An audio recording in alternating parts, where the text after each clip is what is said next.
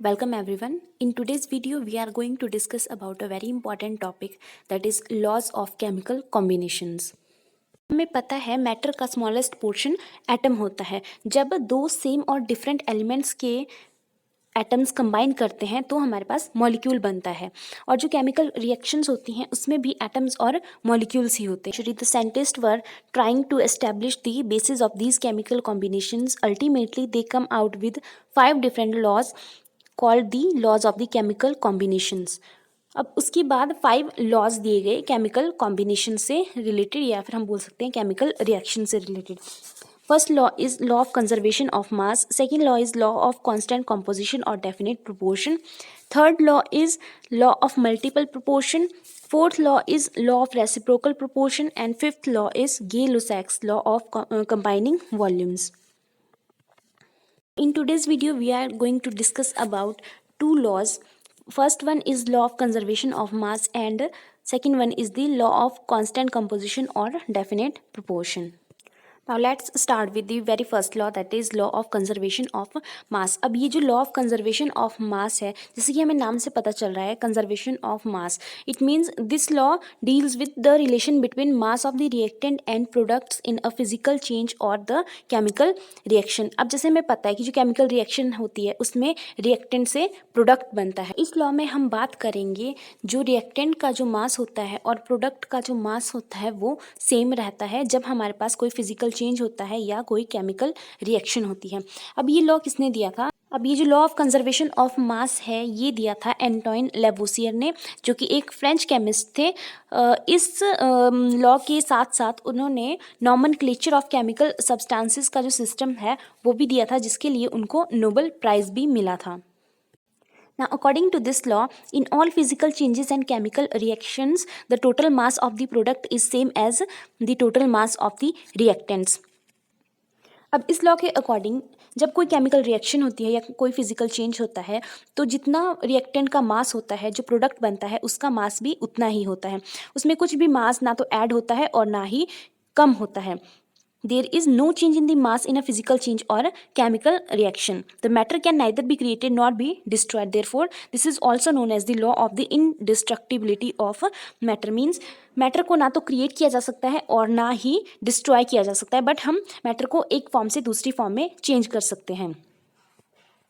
Law के according कि जो हमने रिएक्टेंट्स डाले हैं केमिकल रिएक्शन में, जब केमिकल रिएक्शन हो जाएगी और प्रोडक्ट बनेगा तो उसी से रिलेटेड हमारे पास प्रोडक्ट बनेगा और प्रोडक्ट में कोई चेंज नहीं होगा. सब जब हम हाइड्रोजन की रिएक्शन करवाते हैं ऑक्सीजन के साथ तो हमारे पास या तो H2O बनेगा या फिर H2O2 बनेगा. हमारे पास नाइट्रोजन या फिर अदर प्रोडक्ट्स नहीं बनेंगे. तो यही लॉ ऑफ कंजर्वेशन ऑफ मास बोलता है कि जो हमने रिएक्टेंट में डाले होते हैं और जो मास रिएक्टेंट का होता है वही मास हमारे पास प्रोडक्ट का भी होता है.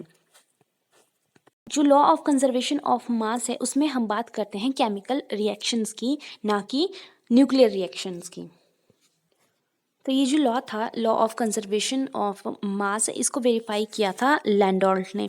लैंडोल्ट ने क्या किया, एच शेप्ड ट्यूब ली जिसको बोला गया लैंडोल्ट्स ट्यूब. उसमें एक साइड डाल दिया सोडियम क्लोराइड और दूसरी साइड डाल दिया सिल्वर नाइट्रेट, और इन ट्यूब्स को ऊपर से सील कर दिया और उनका वेट किया. सपोज उनका वेट आ गया x ग्राम. उसके बाद दोनों को मिक्स किया गया कुछ टाइम के लिए ताकि जो दोनों सोल्यूशन हैं वो मिक्स हो जाए.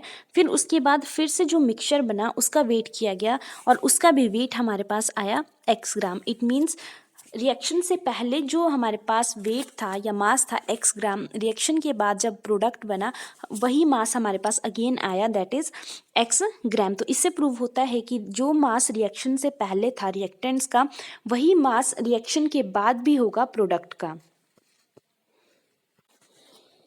तो यहाँ पर हम देख सकते हैं जो केमिकल रिएक्शंस हैं, AgNO3 that is silver nitrate को जब हमने मिक्स किया NaCl सोडियम क्लोराइड के साथ तो हमारे पास बन गया AgCl silver chloride and sodium nitrate.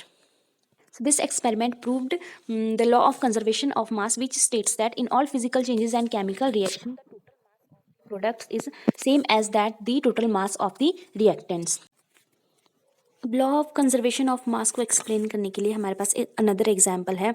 Suppose हम करवा रहे हैं रिएक्शन कार्बन और ऑक्सीजन की, हमें मिल रहा है कार्बन डाइऑक्साइड। तो यहाँ पर जो कार्बन का जो मास है वो है 12 ग्राम और ऑक्सीजन का हमने ले लिया है 32 ग्राम। इट मीन्स हमारे पास जो रिजल्ट आएगा उसमें आएगा हमारे पास टोटल 44 ग्राम। तो यहाँ से हम देख सकते हैं कि 12 + 32 हो गया हमारे पास 44 ग्राम। तो जितना हमने रिएक्टेंट में लिया था उतने ही हमें प्रोडक्ट में भी मिल रहा है 44 ग्राम। पर अब ये जो मास है, ये जो कंजर्व है, ये डिपेंड करता है बैलेंस्ड इक्वेशन के ऊपर। अगर हम यहाँ पर सिर्फ ऑक्सीजन ही लेते हैं तो हमारे पास 44 ग्राम नहीं आएगा, मीन्स हमारी जो इक्वेशन है वो बैलेंस नहीं है। तो लॉ ऑफ कंजर्वेशन ऑफ मास को अप्लाई करने से पहले हमें बैलेंस इक्वेशन चाहिए, हमें इक्वेशन को बैलेंस करना पड़ेगा। अब ये जो लॉ ऑफ कंजर्वेशन ऑफ मास था ये सभी रिएक्शंस के लिए एप्लीकेबल नहीं था, सभी रिएक्शन के लिए सही फिट नहीं हो रहा था। तो इसके लिए modified law of conservation of मास दिया गया, जिसमें क्या किया, जो लाइट थी उसको किसी मास के ऊपर फॉल किया गया तो जो मास है वो एनर्जी में चेंज हो गया according to Einstein equation E = mc²। तो इसमें बोला गया कि जो मास है वो एनर्जी में कन्वर्ट हो गया या चेंज हो गया। अब जब हम कोई ऑर्डिनरी या सिंपल केमिकल रिएक्शन करते हैं तो उसमें जो एनर्जी रिलीज़ होती है वो बहुत ही स्मॉल होती है, पर जो न्यूक्लियर रिएक्शन होती है उनमें large amount of energy release होती है, इसलिए उसको हम बोलते हैं nuclear energy. It means that particular substance का जो एटम होता है उसका जो न्यूक्लियाई होता है उसमें से कुछ अमाउंट जो मास का होता है वो एनर्जी में चेंज हो जाता है। अब जब थोड़ा सा मास एनर्जी में चेंज हो गया तो जो प्रोडक्ट का मास होगा इन रिएक्शंस में वो थोड़ा सा कम होगा, slightly less than that of the reactants. अगर इन रिएक्शंस में रिएक्टेंट्स और प्रोडक्ट्स का मास डिफरेंट होगा या स्लाइटली डिफरेंट होगा तो means mass can not be conserved. However mass and energy can be conserved. तो फिर इसके लिए इन रिएक्शंस के लिए नई स्टेटमेंट दी गई law of conservation of mass की, that is the total sum of mass and energy of a system remains constant. की जो पर्टिकुलर सिस्टम है या पर्टिकुलर रिएक्शन है उसकी जो मास और एनर्जी होती है वो कांस्टेंट रहती है, चेंज नहीं होती है। So that is all about law of conservation of mass. Second, we have law of definite proportion or constant composition.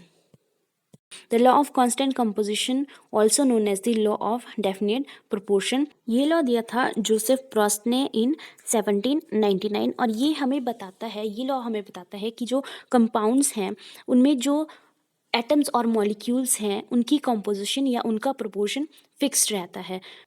Joseph Proust has also worked in the field of the sugar and carbohydrate और उन्होंने वहाँ पर बताया था कि जो grapes में जो शुगर होती है और हनी में जो शुगर होती है वो सेम होती है। Now, according to this law, a pure chemical compound always consists of the same elements combined together in a fixed proportion by weight. अब इस लॉ के अकॉर्डिंग जो प्योर केमिकल कंपाउंड होता है उसके जो एलिमेंट्स होते हैं वो पर्टिकुलर और फिक्स्ड प्रोपोर्शन बाय वेट में कंबाइन करते हैं एक दूसरे के साथ कंपाउंड बनाने के लिए। यहाँ पर हम बात कर रहे हैं प्योर केमिकल कंपाउंड की। जैसे हमारे पास एग्जाम्पल है कार्बन डाइऑक्साइड का। अब हमारे पास कार्बन डाइऑक्साइड प्रिपेयर करने के वेरियस मेथड्स होते हैं जो कि यहाँ पर दिए गए हैं। तो इस लॉ के अकॉर्डिंग हम कार्बन डाइऑक्साइड चाहे किसी भी मेथड से प्रिपेयर करें पर कार्बन और ऑक्सीजन का जो अमाउंट होगा उनकी जो प्रोपोर्शन होगा वो फिक्स्ड रहेगा। जैसे अगर हम कार्बन को बर्न करते हैं ऑक्सीजन की प्रेजेंस में तो हमारे पास आ जाता है कार्बन डाइऑक्साइड। इसमें हम देख सकते हैं कार्बन 12 है और ऑक्सीजन की 2 मॉलिक्यूल्स हैं, इट मीन्स 32। तो यहाँ पर जो कार्बन और ऑक्सीजन की रेशो आ गई वो आ गई 12:32।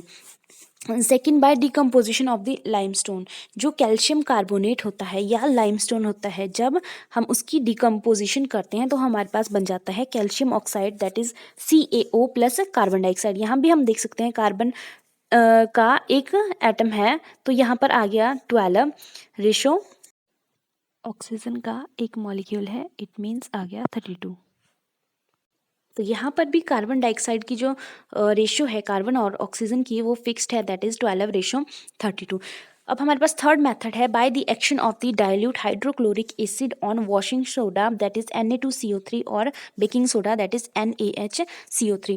जब हमने Na2CO3 that is washing soda को हाइड्रोक्लोरिक एसिड के साथ ट्रीट करवाया तो हमारे पास बन गया NaCl plus water plus carbon dioxide. यहाँ इसमें भी जो कार्बन डाइऑक्साइड है उसमें कार्बन का जो रेशो है वो आ जाएगी 12:32, क्योंकि कार्बन का सिर्फ एक एटम है और ऑक्सीजन का एक मॉलिक्यूल।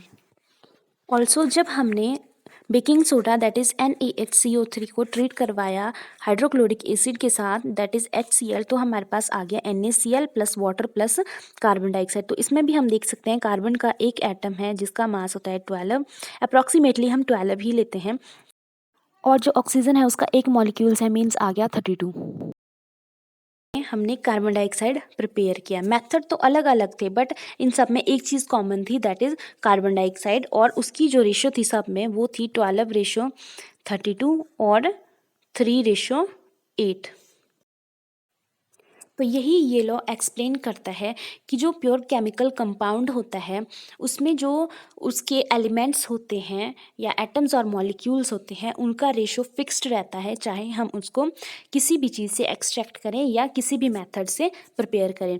बट यहाँ पर एक बात होती है कि जो केमिकल कंपाउंड है वो प्योर होना चाहिए, अगर उसमें इम्प्योरिटीज़ होंगी तो ये लॉ एप्लीकेबल नहीं होगा। अगर हम आज का टॉपिक कंक्लूड करते हैं तो आज हमने बात की दो लॉज की। फर्स्ट आ गया लॉ ऑफ कंजर्वेशन ऑफ मास। उसमें हमने देखा कि जितना रिएक्टेंट का मास होगा प्रोडक्ट का भी मास उतना ही होगा, मींस रिएक्टेंट और प्रोडक्ट के मास में चेंज नहीं होगा। और सेकंड लॉ हमने देखा लॉ ऑफ कांस्टेंट कंपोजिशन और डेफिनेट प्रोपोर्शन। उसमें हमने बोला कि जो प्योर केमिकल कंपाउंड होगा उसमें जो एलिमेंट्स का और एटम और मॉलिक्यूल का जो कंपोजिशन होगी या जो उनका रेशो होगा वो फिक्स रहेगा, चाहे हम उसको किसी भी मेथड से प्रिपेयर करें। So that is all about today's video. Next video में हम डिस्कस करेंगे जो हमारे पास 3 लॉ बच के, that is law of multiple proportions, law of reciprocal proportions और Gay Lussac's law of combining volumes. Video अच्छी लगी हो तो लाइक करें, शेयर करें, कमेंट करें और सब्सक्राइब ज़रूर करें। बाकी मैं मिलती हूँ आपसे नेक्स्ट वीडियो में, तब तक के लिए bye bye and thank you so much for watching.